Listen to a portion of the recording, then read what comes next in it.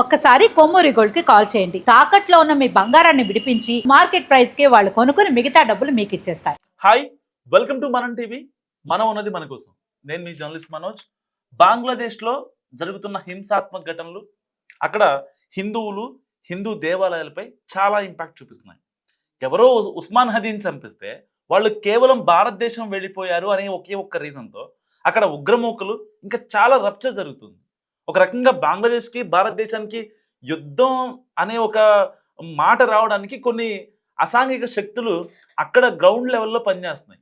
So ఇదంతా ఎవరు చేస్తున్నారు, ఏంటి, అసలు దీనికి రప్చర్కి కారణం ఏంటి మాట్లాడదాం. మనతో పాటు జాయిన్ అయ్యారు ప్రముఖ advocate and BJP state leader Sunkara Mounika గారు. నమస్కారం మేడం. జీ నమస్తే అండి. మేడం, అంటే బంగ్లాదేశ్కి భారతదేశానికి కావాలని గొడవ పెట్టడానికి కారణం ఏంటి? ఎందుకంటే ఒక రకంగా బంగ్లాదేశ్కి ఒక సపరేట్ స్టేట్ ఏర్పడటానికి కారణం భిక్ష పెట్టింది మనమే. వాళ్ళు మన మీదే ఇప్పుడు దాడికి తెగబడుతున్నారంటే అసలు రీజన్ ఏంటంటే? ఇది మనం హిస్టరీ నుంచి చూడాలండి. 1947లో బ్రిటిష్ భారతదేశాన్ని వదిలేసి వెళ్ళేటప్పుడు భారతదేశాన్ని 560 ప్రిన్స్లీ స్టేట్స్ గా చేయాలని అనుకుంది. ఎందుకంటే చిన్న చిన్న రాజ్యాలుగా ఉండడం వల్ల వాటి మీద గ్రిప్ కంట్రోల్ పెట్టుకోవచ్చు అనే ఉద్దేశం ఉండేది ఎవరికి, బ్రిటిష్ కి. బ్రిటిష్ గూఢాచార వ్యవస్థ ఏంటిది? MI6, MI5. యాక్చువల్ గా చాలా మంది ఏమనుకుంటారంటే British is different, US United States of America is different అనుకుంటారు. కానీ కాదు. బ్రిటిష్ స్థాపించిన కాలనీయే United States of America. United States లో ఉన్న పాస్ట్ లో ఇదివరకు ఉన్న అక్కడ ఉన్న మూల వాసులు ఎవరు అంటే రెడ్ ఇండియన్స్ అంటారు. వాళ్ళు అందరినీ చంపేసి అక్కడ బ్రిటిష్ వాళ్ళు వాళ్ళ సామ్రాజ్యాన్ని స్థాపించుకున్నారు. ఇది basic skeleton of the picture. అయితే భారతదేశాన్ని కూడా అట్లా 560 ప్రిన్స్లీ స్టేట్స్ గా చేసుకోవాలనుకున్నప్పుడు సర్దార్ వల్లభాయ్ పటేల్ గారు ఆ 560 ప్రిన్స్లీ స్టేట్స్ ని మనందరిది ఒకటే సివిలైజేషన్ కాబట్టి మనందరం కలిసి ఉందాము అని చెప్పేసి అఖండ భారత్ గా చేసి ప్రయత్నం చేశారు.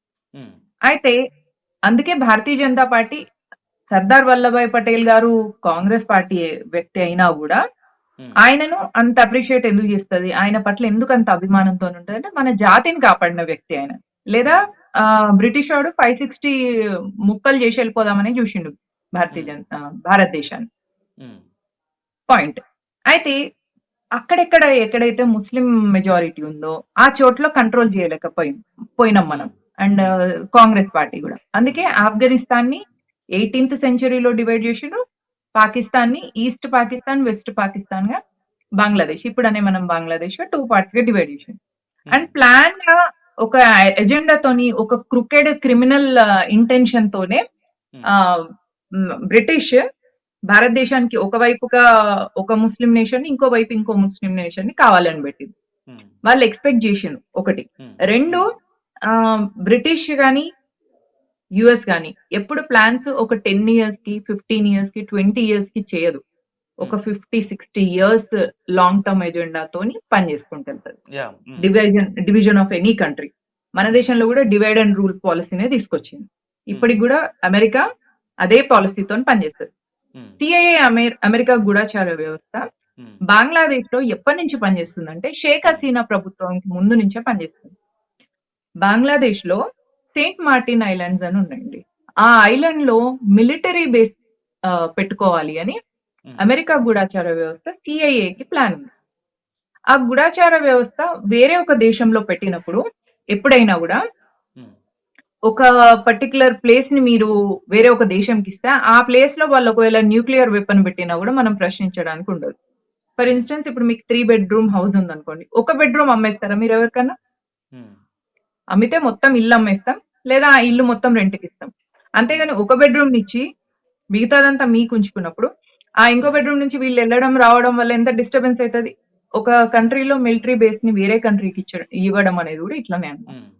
కాబట్టి అక్కడ మిలిటరీ బేస్ పెట్టి భారతదేశంలో ఉన్న నార్త్ ఈస్టర్న్ స్టేట్స్ అన్నిటిని, ఆ 7 sisters అనే స్టేట్స్ ఒకటి, ఆ చికెన్ నెక్ కారిడార్ ఏదైతే ఉంటుందో బంగ్లాదేశ్ ని ఉన్న భారత్ కి మధ్యలో ఉన్న చిన్న పార్ట్ ని కట్ చేస్తే నార్త్ ఈస్టర్న్ స్టేట్స్ అన్నిటిని కూడా మొత్తానికి మనము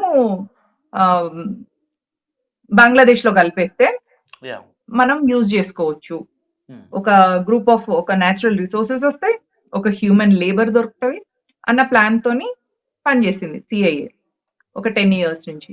అయితే షేక్ హసీనా దీనికి ఒప్పుకోలేదు. నరేంద్ర మోదీ ప్రభుత్వం కూడా షేక్ హసీనాకు సపోర్ట్ చేస్తూ ఇవ్వకండి.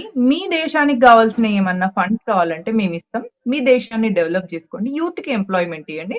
సో దట్ మీరు కూడా మంచిగుంటారు. మేము కూడా మంచిగుండాలి. ఎందుకంటే ఒక దేశం పక్కన ఉన్న దేశం పొలిటికల్‌గా ఇన్‌స్టేబుల్ అయితే పక్కనున్న దేశానికి ఇబ్బందవుతది. ఎగ్జాక్ట్లీ. కాబట్టి ఆ! భారతదేశం and Narendra Modi, Bharatiya Janata party గూడా షేక్ హసీనాకు సపోర్ట్ జేసి ఇన్‌ఫ్రాస్ట్రక్చర్ కోసం మనకు కొన్ని డబ్బులు గూడా ఇవ్వడం అనేది జరిగింది.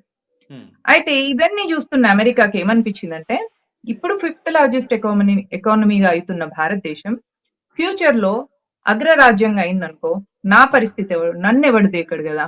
అన్న ఒక cheap and narrow minded attitude తోని ఒక దేశాన్ని గూడా పొలిటికల్లీ ఇన్‌స్టేబుల్ జేసి, యూత్‌ని స్పాయిల్ జేసి, అక్కడ ఉన్న మతోన్మాదులు రెచ్చిపోయి మైనారిటీల మీద మారణ హోమాలు జరుపుతుంటే, ఆ మంటలకు చలిగాచుకునే ఒక క్రూయల్ యాటిట్యూడ్ ఉన్న అమెరికా ఇప్పుడు దాన్ని జూసి ఎంజాయ్ చేస్తుంది. ఆహా! నేనొక ప్లాన్ ఏసినా, ఆ ప్లాన్‌కి సక్సెస్ అయింది అని. అమెరికా వచ్చి ఇక్కడ సెయింట్ మార్టిన్ ఐలాండ్‌లో జేస్తా అంటే, చైనా ఊకుంటదా? ఊకోదు. ఎందుకంటే China and America 2 rival. Business ties ఉన్నా గూడా రైవల్ కంట్రీస్. 2 గూడా కాంపిటీషన్‌లో ఉంటాయి. చైనాకేమనుంది? నేనే బంగ్లాదేశ్‌ని ఓవర్‌టేక్ జేసి, ఆ బంగ్లాదేశ్‌ని ఓవర్‌టేక్ చైనా గాని జేయగలిగితే, బే ఆఫ్ బెంగాల్ సీ నుంచెళ్ళి సముద్ర మార్గం చైనాకు దొరుకుతది. ఎందుకంటే చైనాకి జియోగ్రఫికల్‌గా జూసుకుంటే ఎక్కడ గూడా సముద్ర మార్గం లేదు. మధ్యలో ఉంటది కాంటినెంట్‌కి. అదే భారతదేశానికి పక్కన ఉన్న బంగ్లాదేశ్‌ని ఓవర్‌టేక్ జేస్తే, ఆ కింద నుంచెళ్ళి సముద్ర మార్గం దొరుకుతది. ఏ దేశానికి గూడా పన్ను గట్టకుండా డైరెక్ట్ తన ఎక్స్‌పోర్ట్స్ చేసుకోవచ్చు అని చైనా ప్లాన్. కాబట్టి ఇక్కడ చైనా, అమెరికా 2 కలిసి బంగ్లాదేశ్‌ని ఆక్యుపై చేసే ప్లాన్‌లో ఉన్నాయి. రోడ్ల మీద మనం 2 ఎద్దులు, దున్నపోతులు కొట్లాడుకుంటే ఒక కుక్క మధ్యలో పోయిందనుకో దాన్ని తొక్కిడిచిపెడతారు. అట్లనే ఇప్పుడు చైనా, అమెరికా చేస్తున్న ప్లాన్ వల్ల బంగ్లాదేశ్ అక్కడ కుక్క లెక్క తొక్కబడిపోతుంది. మనకేమైతుంది అంటే మన హిందువులు అక్కడ సఫర్ అయితున్నారు. ఈ విషయాన్ని భారతదేశ గూఢాచార వ్యవస్థ 10 ఇయర్స్ కిందనే గుర్తించింది వీళ్ళ ప్లాన్ ఇది అని. అందుకే మనం 2014 31 డిసెంబర్‌కి ముందు వచ్చిన ఆఫ్ఘనిస్తాన్ నుంచి, పాకిస్తాన్ నుంచి, బంగ్లాదేశ్ నుంచి వచ్చిన జైనులు, బౌద్ధులు, సిక్కులు, హిందువులు, ఈవెన్ పార్సీ క్రిస్టియన్స్ అయినా గూడా ఒకవేళ ఇంకా భారతదేశానికి బంగ్లాదేశ్ అక్కడ ఉన్న హిందువుల్ని హింసించడం కావచ్చు, ఒకవేళ ఎక్స్ట్రీమ్ లెవెల్‌కి వెళ్తే బంగ్లాదేశ్ యుద్ధం చేసే పరిస్థితులు ఉంటాయి అంటారా మేడం? చెయ్యాలి గదండీ! ఎందుకంటే వాళ్ళు యుద్ధం జేసి వాళ్ళ అక్కడ ఉన్న మతోన్మాదులను కంట్రోల్ జేయకపోతే, వాళ్ళు బంగ్లాదేశ్ నుంచి భారత్‌లోకొచ్చి భారతదేశాన్ని గూడా స్పిల్ ఓవర్ చేస్తారు. మనం బంగ్లాదేశ్‌లో అయిన లొల్లుల వల్లనే మణిపూర్‌లో అప్పుడు గొడవలైనయి. మణిపూర్ అల్లర్లు ఏవి గూడా భారతదేశంలో భారతీయుల ఒకరికొకరు చేసుకునేయి గాదు. బంగ్లాదేశ్‌లో అయితున్న ఇంతసేపు నేను జెప్పిన ఎఫెక్ట్ స్పిల్ ఓవర్ ఎఫెక్టే మణిపూర్‌లో జరిగింది. కాబట్టి వాళ్ళని మనం కంట్రోల్ చేయకపోతే ఆ లొల్లిని ఇప్పుడు పాకిస్తాన్ ఎట్లయితే భూకానంగా అయిపోయింది. అరటి ఏమంటారు గోధుమ పిండి కోసం అడక తినే పరిస్థితికి ఎట్లయితే వెళ్ళిందో బంగ్లాదేశ్‌ని కూడా తొందరగా ఆ పరిస్థితిలోకి తెచ్చేసి అక్కడ ఉన్న వాళ్ళందరినీ కూడా న్యూట్రలైజ్ చేసి యుద్ధం తెచ్చే పరిస్థితి వస్తే యుద్ధం కూడా చేస్తే తప్ప బంగ్లాదేశ్ మనకి ప్రాబ్లం కాకుండా ఉండదు. ఇది ఇట్లనే కంటిన్యూ చేస్తే మనకు ట్రబుల్ సమయం అవుతుంది. 1 2 ఇప్పుడు ఫిబ్రవరిలో ఎలక్షన్స్ వస్తున్నాయి బంగ్లాదేశ్‌లో. ఈ లోపల ఇట్లాంటివి చేస్తూనే ఉంటారు. అదే మనం ఒక స్ట్రాంగ్ స్టాండ్ తీసుకొని నేను పాలిసీ మ్యాటర్స్ చెప్పొద్దు as a BJP leader. But మనం ఒక స్ట్రాంగ్ స్టాండ్ తీసుకొని ఒక బంగ్లాదేశ్ మీద మనం ఆపరేషన్ సింధూర్ లాంటివి చేయగలిగితే బంగ్లాదేశ్‌లో అల్లర్లు తక్కువైతాయి అని నా ఒపీనియన్. మేడం ఫైనల్‌గా ఒకటి చెప్పండి. ఇప్పుడు బంగ్లాదేశ్ చికెన్ నెక్ దగ్గర ఈ టెర్రరిస్ట్ యాక్టివిటీలు కావచ్చు, లేకపోతే రౌడీ మూకలు కావచ్చు చాలా ఎక్కువ మంది ఉంటారు. అండ్ 7 సిస్టర్స్‌ని సిక్కిం, మిజోరాం, అరుణాచల్ ప్రదేశ్ ఈ ఈశాన్య రాష్ట్రాలని ఎప్పటి నుంచో లాగేసుకోవాలని చూసుకుంటున్నారు వాళ్ళు. సరే వాళ్ళకి టెక్నికల్‌గా అసలు సాధ్యం కాదు. కానీ గతంలో బంగ్లాదేశ్ ఒక మ్యాప్ రిలీజ్ చేసింది. ఆ ఈశాన్య రాష్ట్రాలన్నింటినీ కూడా వాళ్ళలో కలిపేసుకుంటారు. సో వాళ్ళకి ఒకవేళ పాకిస్తాన్ కావచ్చు, అమెరికా కావచ్చు సపోర్ట్ ఇస్తే అల్టిమేట్‌గా అక్కడ ఇబ్బంది పడేది బంగ్లాదేశ్ కాదంటారా? బంగ్లాదేశ్‌కి పాకిస్తాన్ గాని, అమెరికా గాని సపోర్ట్ ఇస్తే కాదు. సపోర్ట్ ఇవ్వడం వల్లనే షేక్ హసీనా ప్రభుత్వం పడిపోయి అక్కడ పొలిటికల్ ఇన్‌స్టెబిలిటీ అయింది. ఉమ్, ఇప్పుడు మీరన్నట్టుగా అక్కడ మనం యుద్ధం జేయడము, ఏదైనా చేయడం వల్ల బంగ్లాదేశ్‌కి నష్టమైతదంటే వాళ్ళకంత కామన్ సెన్సే ఉంటే షేక్ హసీనా ప్రభుత్వాన్ని ఎందుకు కూలదోస్తారు? ఉమ్, అక్కడ వాళ్ళకి మెదడు సగమే ఉంది. మోకాళ్ళలో ఉంది గాబట్టి అక్కడ జెన్‌జీ ఎఫెక్ట్ తోని ప్రొటెస్ట్‌లు ఈజీగా జేయగలిగింది సీఐఏ అమెరికా. చేయించగలిగింది. ఆ ప్రొటెస్ట్‌ల వల్ల షేక్ హసీనా పారిపోయే పరిస్థితికి తీసుకొచ్చింది. ఇప్పుడు అమెరికా పప్పెట్ అయిన యూనుస్ ఉన్నారు అక్కడ. కాబట్టి యూనుస్‌తోని నడిపిస్తది. వీళ్ళకి అర్థం కావాల్సిందేంటంటే, వాళ్ళను భారతదేశాన్ని కంట్రోల్ జేయడం కోసం బంగ్లాదేశ్‌ని వాడుకుంటుంది అమెరికా అన్న విషయం వాళ్ళకి అర్థం కాదు. వాళ్ళకంత మెదడు లేదు. ఎగ్జాక్ట్లీ. ఉండేదుంటే ఆ దేశం ఇంత ఇట్లాంటి పరిస్థితుల్లో ఉండేది శరణార్థిగా కాదు. భారత్ కి వచ్చిన హసీనాను మనం పంపించడం కరెక్ట్ అంటారా, వాళ్ళు న్యాయ పోరాటం చేయడం కరెక్ట్ అంటారా బంగ్లాదేశ్ వాళ్ళు? ఏం న్యాయ పోరాటం? ఇప్పుడు అంటే ఈ యొక్క అల్లర్లలో భాగంగా హసీనాని మాకు అప్పగించాలి అనే వాదన తెరపైకి వస్తుంది. ఇలాంటి నేపథ్యంలో ఓకే. హసీనాని అప్పగించిన తర్వాత ఏం జేస్తారు? శరణార్థిగా వచ్చిన వాళ్ళని మనం పంపించడం కరెక్ట్ అంటారా, లేదంటే వాళ్ళు లైక్ యుఎన్ఓ త్రూ న్యాయ పోరాటం చేయడం కరెక్ట్ అంటారా? ఆ! శరణార్థిగా వచ్చిన హసీనాని వెళ్ళిపోమని భారతదేశం అనడానికి లేదు. ఎందుకంటే ఆమె కావాలంటే వేరే కంట్రీకి గూడా ఎళ్ళిపోతదిప్పుడు. ఉమ్, కెనడా ఆపగలదా? ఉమ్, తీసుకుంటారు. వేరే కంట్రీకెళ్తా అంటే గూడా ఆమెకు వేరే కంట్రీ గూడా ఇస్తది. ఉమ్, పాయింట్. ఇంకొక పాయింట్ ఏంటిదంటే, మనం ఒకవేళ షేక్ హసీనానిస్తే వాళ్ళ అల్లర్లన్నీ ఆగిపోయి, వాళ్ళొక ప్రాపర్ నేషన్‌గా ఉంటూ, అక్కడ ఉన్న హిందువుల మీద దాడి చేయరు అని గ్యారంటీ ఉందా? ఉండదు. ఎందుకంటే ఆఫ్ఘనిస్తాన్, పాకిస్తాన్, బంగ్లాదేశ్ 3 గూడా అటు ముస్లింలు గాదు, ఇటు మతం మారిన హిందువులు గాదు. అటు ఇటు గాని బ్యాచ్ అన్నమాట.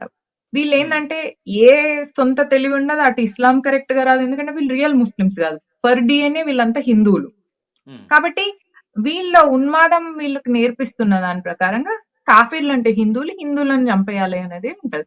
దాని ప్రకారంగానే నడుస్తూ వెళ్తారు. దానిలో చేంజ్ జేయరు. కాబట్టి అక్కడ వయలెన్స్ జరగకుండా ఆగదు. ఈ విషయం తెలిసింది గాబట్టే తెలుసుకొనే రా భారతదేశ గూఢచార వ్యవస్థ 10 ఇయర్స్ కిందనే చెప్పింది. చెప్పడం వల్లనే Bharatiya Janata Party citizenship amendment act తీసుకొచ్చి ఆఫ్ఘనిస్తాన్, పాకిస్తాన్, బంగ్లాదేశ్‌లో ఉన్న హిందువులను మేము తీసుకుంటాం. మీరు రండి అని జెప్పింది. కానీ ఐడియల్లీ రాలేదు చాలా మంది. ఎవరైనా వెళ్ళలేం గదండీ! ఇప్పుడు మనం కట్టుబట్టలతోని ఎళ్ళిపోయి రెఫ్యూజీ‌ల్లాగా వేరే దేశంలో ఉండాలి అంటే బాధైతది. కానీ అప్పుడే వాళ్ళందరూ వచ్చేయాల్సింది. కానీ వాళ్ళు రాలేదు. ఉమ్, ఇప్పుడేమైతుంది? ఇప్పుడు ఇట్లాంటి పరిస్థితి ఇంకా ఫిబ్రవరి వరకు ఎలక్షన్స్ వరకు కంటిన్యూ అయితే, ఉమ్, కనీసం వాళ్ళ ఉన్న ఇల్లులు అమ్ముకుందామంటే కొనే ముస్లింలు గూడా ఉండరక్కడ. ఉమ్, కొనే హిందువులు గూడా కొనుక్కోరు.